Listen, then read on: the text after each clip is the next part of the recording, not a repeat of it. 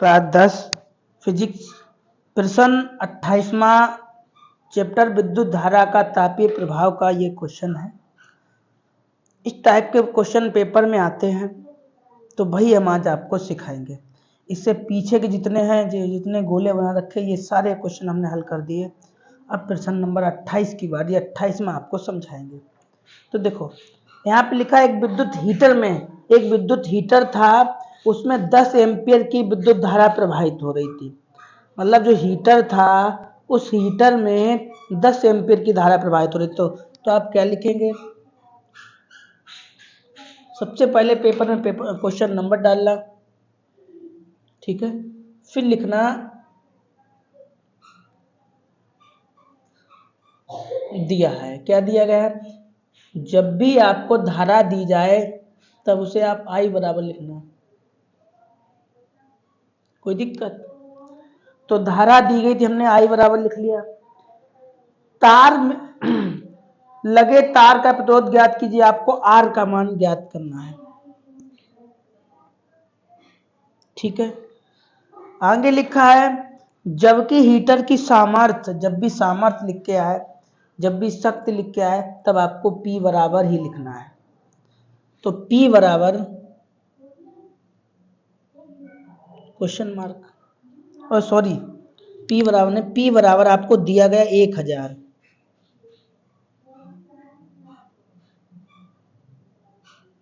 बात ठीक है। जब भी विद्युत धारा दी जाए तब I बराबर, प्रतिरोध R बराबर, ठीक है, और शक्ति सामर्थ्य तब आपको P बराबर लिखना है या ज्ञात करना है। अब आप ऐसा फॉर्मूला लगाइए जो आपका R निकला है। तो सूत्र होता है P बराबर I स्क्वायर R, ये आपका सूत्र होता है। आपको क्या चाहिए? आपको R का मान चाहिए ना, तो I को कहाँ भेज दो? अपान में, किसके? P के, जैसे ऐसे करके। कोई दिक्कत?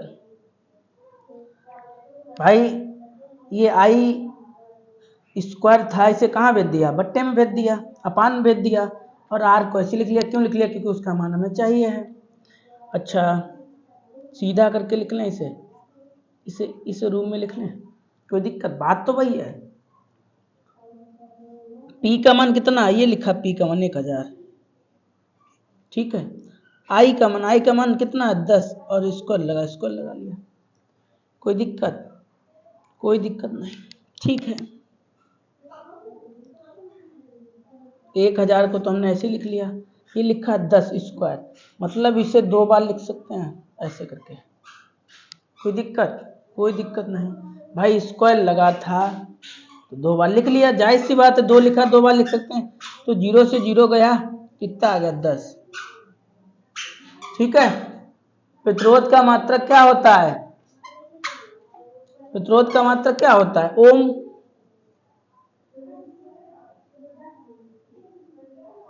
आपका आंसर आ गया।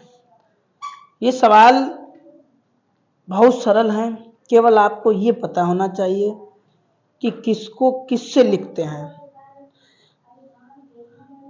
ये जितने भी क्वेश्चन हैं आप कोशिश करो, पहले आप ये समझो कि किसको किससे लिखा। जैसे विद्युत धारा लिख के आ जाए तब I बराबर लिखा जाएगा, प्रतिरोध लिख के आ जाए तब R बराबर लिखा जाएगा, ठीक है। शक्ति लिख के आ जाए P बराबर, उसके इतना जब लिख लो उसके बाद आपको सूत्र पता होना चाहिए।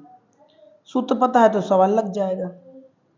तो अगर नहीं आपको तो आप हमारे चैनल पे जुड़ जाइए, और जितने भी न्यूमेरिकल पेपर से रिलेटिव हैं वो सारे हम आपको बता देंगे।